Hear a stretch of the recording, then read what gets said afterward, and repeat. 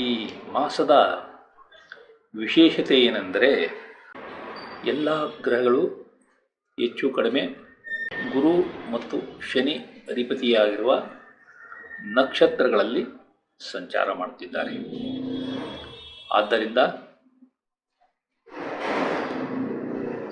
ಗುರುದಶೆ ಅಥವಾ ಶನಿದಶೆ ಮತ್ತು ಗುರುವಿನ ನಕ್ಷತ್ರಗಳಾದ ಪುನರ್ವಸು, ವಿಶಾಖ ಮತ್ತು ಪೂರ್ವಭಾದ್ರ ನಕ್ಷತ್ರಗಳಲ್ಲಿ ಜನಿಸಿದವರು ಹಾಗೂ ಶನಿಯ ನಕ್ಷತ್ರಗಳಾದ ಪುಷ್ಯ, ಅನುರಾಧ ಮತ್ತು ಉತ್ತರಾಭಾದ್ರ ನಕ್ಷತ್ರಗಳಲ್ಲಿ ಜನಿಸಿದವರು ಸ್ವಲ್ಪ ಜಾಗ್ರತೆ ವಹಿಸಿ.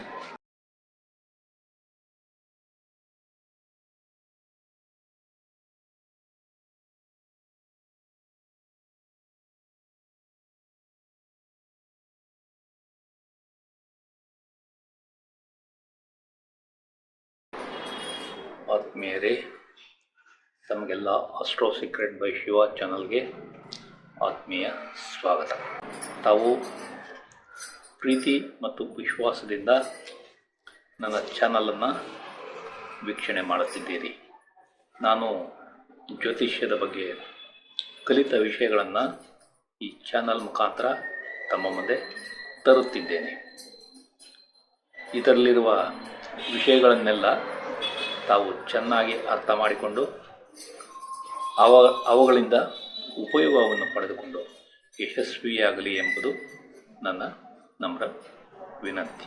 ಕಳೆದ ಫೆಬ್ರವರಿ ತಿಂಗಳಿನ ಭವಿಷ್ಯವನ್ನು ತಮ್ಮ ಮುಂದೆ ತಂದಾಗ ನಾನು ದಿನಾಂಕ 2, 5, 12, 13 ಮತ್ತು 28 ಈ ದಿನಾಂಕಗಳನ್ನು ಉಲ್ಲೇಖ ಮಾಡಿದ್ದೆ.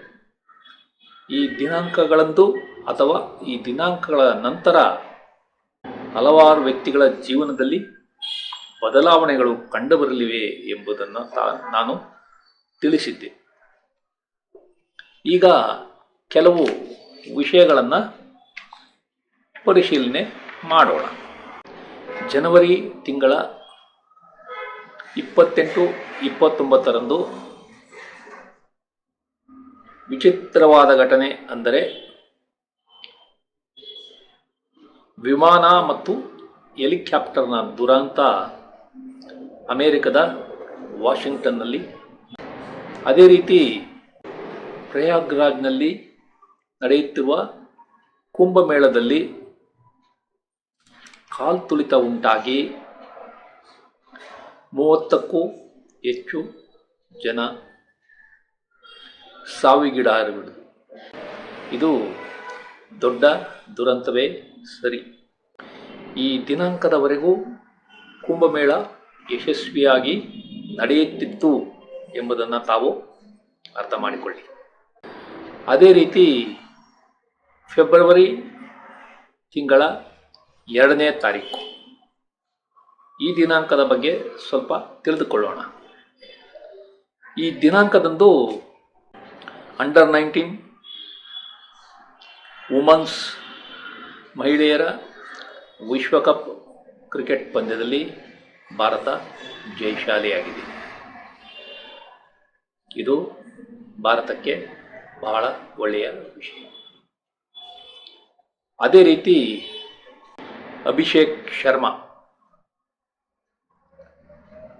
ಉದಯೋನ್ಮುಖ ಕ್ರಿಕೆಟ್ ಆಟಗಾರ ಇಂಗ್ಲೆಂಡ್ ಮೇಲಿನ ಕೊನೆಯ T20 ಕ್ರಿಕೆಟ್ ಪಂದ್ಯದಲ್ಲಿ ಕೇವಲ 37 ಎಸೆತಗಳಲ್ಲಿ ಸೆಂಚುರಿ ಬಾರಿಸಿ ಒಟ್ಟು 54 ಎಸೆತಗಳಲ್ಲಿ 135 ರನ್ಗಳನ್ನು ಗಳಿಸಿದ್ದು ಅಚ್ಚರಿಯೇ ಸರಿ. ಈ ಇನ್ನಿಂಗ್ಸ್ನಲ್ಲಿ 13 ಸಿಕ್ಸರ್ಗಳನ್ನು ಬಾರಿಸಿದ್ದು ಇನ್ನೂ ಒಂದು ಅಚ್ಚರಿ. ಆ ದಿನಾಂಕ ಅಭಿಷೇಕ್ ಶರ್ಮಾ ಬಾಳಿನಲ್ಲಿ ಯಾವ ರೀತಿ ಬದಲಾವಣೆ ತಂದಿತು ಎಂಬುದನ್ನು ತಾವು ಅರ್ಥ ಮಾಡಿಕೊಳ್ಳಿ. ರೇಖಾ ಗುಪ್ತಾ ರವರು ಮೊದಲನೆಯ ಸಲ ದೆಹಲಿ ವಿಧಾನಸಭಾ ಎಲೆಕ್ಷನ್ನಲ್ಲಿ ಜಯಗಳಿಸಿ ಈಗ ದೆಹಲಿಯ ಮುಖ್ಯಮಂತ್ರಿಯಾಗಿ ಅಧಿಕಾರ ಸ್ವೀಕರಿಸಿರುವುದು. ಇದು ಸಹ ವ್ಯಕ್ತಿಗಳ ಜೀವನದಲ್ಲಿ ಯಾವ ರೀತಿ ಬದಲಾವಣೆ ತರುತ್ತದೆ ಎಂಬುದನ್ನು ತಮಗೆ ತೋರಿಸುತ್ತದೆ. ಈಗ ಸ್ಟಾಕ್ ಮಾರ್ಕೆಟ್ಗೆ ಬಂದರೆ ಫೆಬ್ರವರಿ ತಿಂಗಳ ದಿನಾಂಕ 5 ಅತಿ ಮುಖ್ಯ ದಿನಾಂಕವಾಗುತ್ತದೆ. ಈ ದಿನಾಂಕದಂದು 23,807 ಅಂಕಕ್ಕೆ ತಲುಪಿದ್ದ ನಿಫ್ಟಿ ದಿನದಿಂದ ದಿನಕ್ಕೆ ಇಳಿಕೆಯಾಗುತ್ತಿದ್ದು ದಿನಾಂಕ 20ರಂದು 22,914 ಅಂಕಕ್ಕೆ ಮುಕ್ತಾಯವಾಗಿದೆ.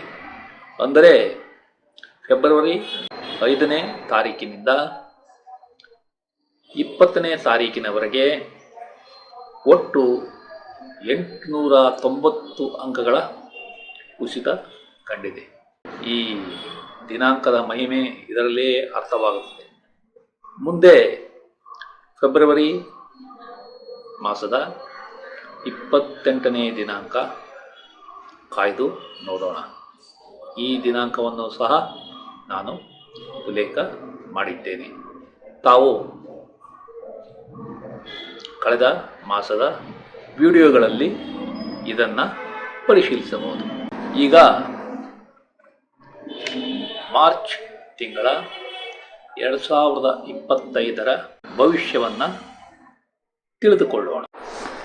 ಈ ಮಾಸದಲ್ಲಿ ಬದಲಾವಣೆ ತರುವ ದಿನಾಂಕಗಳು 2, 4, 5, 15, 18, 19 ಮತ್ತು 29 ಈ ದಿನಾಂಕಗಳನ್ನು ಒಂದೆಡೆ ಬರೆದಿಟ್ಟುಕೊಳ್ಳಿ. ಈ ಮಾಸದ ವಿಶೇಷತೆ ಏನೆಂದರೆ ಎಲ್ಲ ಗ್ರಹಗಳು ಹೆಚ್ಚು ಕಡಿಮೆ ಗುರು ಮತ್ತು ಶನಿ ಅಧಿಪತಿಯಾಗಿರುವ ನಕ್ಷತ್ರಗಳಲ್ಲಿ ಸಂಚಾರ ಮಾಡುತ್ತಿದ್ದಾರೆ. ಆದ್ದರಿಂದ ಗುರುದಶೆ ಅಥವಾ ಶನಿದಶೆ ಮತ್ತು ಗುರುವಿನ ನಕ್ಷತ್ರಗಳಾದ ಪುನರ್ವಸು, ವಿಶಾಖ ಮತ್ತು ಪೂರ್ವಭಾದ್ರ ನಕ್ಷತ್ರಗಳಲ್ಲಿ ಜನಿಸಿದವರು ಹಾಗೂ ಶನಿಯ ನಕ್ಷತ್ರಗಳಾದ ಪುಷ್ಯ, ಅನುರಾಧ ಮತ್ತು ಉತ್ತರಾಭಾದ್ರ ನಕ್ಷತ್ರಗಳಲ್ಲಿ ಜನಿಸಿದವರು ಸ್ವಲ್ಪ ಜಾಗ್ರತೆ ವಹಿಸಿ. ಈ ಮಾಸದಲ್ಲಿ ಶುಕ್ರ ಗ್ರಹ ದಿನಾಂಕ 3 ಮಾರ್ಚ್ 2025ರಂದು ವಕ್ರಿಯಾಗಲಿದೆ. ಇದು ಏಪ್ರಿಲ್ ತಿಂಗಳ 14ರಂದು ಕೊನೆಗೊಳ್ಳಲಿದೆ. ಅದೇ ರೀತಿ ಬುಧ ಗ್ರಹ 16 ಮಾರ್ಚ್ 2025ರಂದು ವಕ್ರಿಯಾಗಲಿದೆ. ಇದು ಏಪ್ರಿಲ್ ತಿಂಗಳ 8ನೇ ತಾರೀಕು ಮುಕ್ತಾಯಗೊಳ್ಳಿದೆ. ಇದನ್ನು ತಾವು ಅರ್ಥ ಮಾಡಿಕೊಳ್ಳಿ.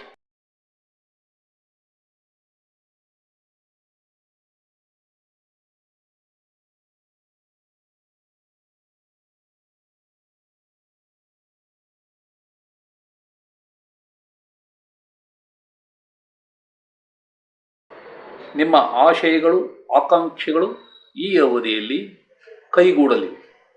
ನಿಮ್ಮ ಸ್ನೇಹಿತರು, ಹಿಂಬಾಲಕರು ಮತ್ತು ಸಹೋದ್ಯೋಗಿಗಳಿಂದ ನಿಮಗೆ ಉತ್ತಮ ಸಹಾಯ ಸಹಕಾರ ಸಿಗಲಿದೆ. ನಿಮಗೆ ಜೀವನದಲ್ಲಿ ಉತ್ತಮ ಆರೋಗ್ಯ ಕಂಡುಬರಲಿದೆ. ನಿಮ್ಮ ಜೀವನದಲ್ಲಿ ಕಷ್ಟಗಳು ಕಡಿಮೆಯಾಗುತ್ತವೆ.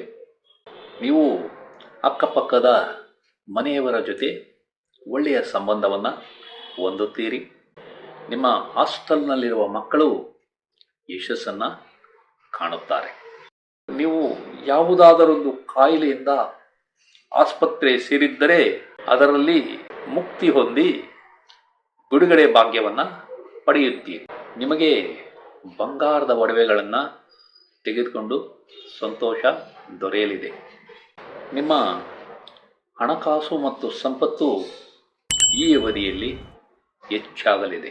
ನೀವು PhD ಪದವಿಗಾಗಿ ಯತ್ನಿಸುತ್ತಿದ್ದರೆ ಅದು ಈ ಅವಧಿಯಲ್ಲಿ ಯಶಸ್ಸನ್ನು ಕಾಣುತ್ತದೆ. ನಿಮ್ಮ ವಿದೇಶಿ ಸಹಭಾಗಿತ್ವ ಯಶಸ್ಸನ್ನ ಕಾಣುತ್ತದೆ. ನಿಮ್ಮ ಪಾಲುದಾರರ ಜೊತೆ ಉತ್ತಮ ಬಾಂಧವ್ಯವನ್ನ ಹೊಂದುತ್ತೀರಿ. ನಿಮ್ಮಲ್ಲಿ ಉತ್ತಮ ಮಾತಿನ ಸಾಮರ್ಥ್ಯ ಮತ್ತು ಮಾತಿನಲ್ಲಿ ನೈವಂತಿಕೆ ಚೆನ್ನಾಗಿರಲಿದೆ. ನಿಮಗೆ ಸಾಲಗಳು ಮತ್ತು ಕೋರ್ಟ್ ಕೇಸ್ಗಳಿಂದ ಮುಕ್ತಿ ಸಿಗಲಿದೆ. ನೀವು ಶತ್ರುಗಳ ಮೇಲೆ ಜಯವನ್ನು ಸಾಧಿಸುತ್ತೀರಿ. ನಿಮ್ಮ ಸಾಲ ಮರುಪಾವತಿ ಸುಲಭವಾಗಲಿದೆ. ನೀವು ವಿದೇಶದಲ್ಲಿ ವಾಸ ಮತ್ತು ಅಲ್ಲಿ ಯಶಸ್ಸಿಗಾಗಿ ಯತ್ನಿಸಿದರೆ ಅದು ಈ ಅವಧಿಯಲ್ಲಿ ಸಾಧ್ಯವಿದೆ. ನಿಮಗೆ ದತ್ತಿ ಸಂಸ್ಥೆಗಳ ಸಹಾಯ ಕೂಡ ಸಿಗಲಿದೆ. ನೀವು ಕುಟುಂಬದಿಂದ ದೂರ ಅಂದರೆ ಸ್ಥಳ ಬದಲಾವಣೆ ಮಾಡಬೇಕಾಗಬಹುದು. ನಿಮಗೆ ಕೆಲಸದಲ್ಲಿ ಯಶಸ್ಸು ಕಷ್ಟವಾಗಲಿದೆ. ಈ ಅವಧಿಯಲ್ಲಿ ನಿಮಗೆ ಕಾರ್ಮಿಕರ ಸಹಕಾರ ಸರಿಯಾಗಿ ಸಿಗುವುದಿಲ್ಲ. ನೀವು ಈ ಅವಧಿಯಲ್ಲಿ ಸಾಲವನ್ನು ಕೊಡಬೇಡಿ, ಏಕೆಂದರೆ ಕೊಟ್ಟ ಸಾಲ ವಾಪಸ್ ಸಿಗುವುದು ನಿಧಾನವಾಗಲಿದೆ. ನಿಮ್ಮ ಮದುವೆ ನಿಶ್ಚಯ ನಿಧಾನವಾಗಲಿದೆ. ನಿಮ್ಮ ಸಂಗಾತಿಯೊಂದಿಗೆ ಕಿರಿಕಿರಿಯನ್ನು ಅನುಭವಿಸುತ್ತೀರಿ. ನೀವು ನಿಮ್ಮ ವ್ಯವಹಾರದಲ್ಲಿ ಪಾಲುದಾರಿಕೆ ಮಾಡುತ್ತಿದ್ದರೆ ಪಾಲುದಾರರ ಜೊತೆ ಜಾಗೃತವಾಗಿ ವ್ಯವಹಾರ ಮಾಡಿ. ನೀವು ಬಾಡಿಗೆಗಾಗಿ ಮನೆಯನ್ನು ಅಥವಾ ವಾಣಿಜ್ಯ ಮಳಿಗೆಯನ್ನು ಕೊಟ್ಟಿದ್ದರೆ ಆ ಬಾಡಿಗೆದಾರರಿಂದ ತಾವು ಕಿರಿಕಿರಿಯನ್ನು ಅನುಭವಿಸುತ್ತೀರಿ. ನಿಮ್ಮ ದ್ವೇಷ ಮತ್ತು ಅಸೂಯೆಗಳು ಈ ಅವಧಿಯಲ್ಲಿ ಜಾಸ್ತಿಯಾಗಲಿವೆ. ನಿಮ್ಮ ಪಾಲುದಾರರು ವ್ಯವಹಾರದಲ್ಲಿ ಹೂಡಿಕೆಯನ್ನು ನಿಧಾನ ಮಾಡುತ್ತಾರೆ. ನಿಮ್ಮ ಕಾಯಿಲೆಗಳು ಕಡಿಮೆಯಾಗಲಿವೆ. ನೀವು ಸಾಲಕ್ಕಾಗಿ ಯತ್ನಿಸಿದರೆ ಈ ಅವಧಿಯಲ್ಲಿ ಅದು ಸಾಧ್ಯವಿಲ್ಲ. ನಿಮ್ಮ ತಂದೆಯ ಸ್ನೇಹಿತರೊಂದಿಗೆ ಪಾಲುದಾರಿಕೆ ಮಾಡಬೇಕೆಂದಿದ್ದರೆ ಅದು ನಿಧಾನವಾಗಲಿದೆ. ನಿಮ್ಮ ಕೋರ್ಟ್ ವ್ಯಾಜ್ಯಗಳು ಮತ್ತು ದಾವೆಗಳ ಯಶಸ್ಸು ನಿಧಾನವಾಗಲಿದೆ. ನೀವು ಕಾಂಟ್ರಾಕ್ಟ್ ಮಾಡುತ್ತಿದ್ದರೆ ಲಾಭ ಕಡಿಮೆ ಇರಲಿದೆ. ನಿಮ್ಮ ಪ್ರಯಾಣಗಳು ಕಿರಿಕಿರಿಯಿಂದ ಕೂಡಿರುತ್ತವೆ. ನಿಮಗೆ ವ್ಯಾಪಾರದಲ್ಲಿ ಅಥವಾ ಕಚೇರಿಯಲ್ಲಿ ಬಾಕಿ ಬರಬೇಕಾದ ಹಣ ನಿಮ್ಮ ಕೈ ಸೇರುವುದು ನಿಧಾನವಾಗಲಿದೆ. ನೀವು ಈ ಅವಧಿಯಲ್ಲಿ ಸಮಾಜದಲ್ಲಿ ಮುಕ್ತವಾಗಿ ಬೆರೆಯುವುದಿಲ್ಲ. ನಿಮ್ಮ ತಂದೆಯ ಕೆಲಸ ಅಥವಾ ವ್ಯಾಪಾರದಲ್ಲಿ ಯಶಸ್ಸು ನಿಧಾನವಾಗಲಿದೆ. ನಿಮ್ಮ ಪಾಲುದಾರರು ವ್ಯವಹಾರದಲ್ಲಿ ನಿಧಾನವಾಗಿ ಹೂಡಿಕೆ ಮಾಡಿದರೂ ಅವರಿಗೆ ಒಳ್ಳೆಯ ಲಾಭ ಸಿಗಲಿದೆ. ಈ ವಿಡಿಯೋವನ್ನು ಕೊನೆಯವರೆಗೂ ನೋಡಿದ ತಮಗೆಲ್ಲ ವಂದನೆಗಳು.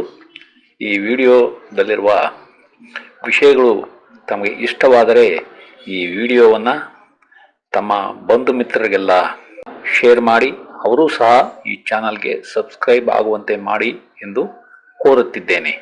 ವಂದನೆಗಳು.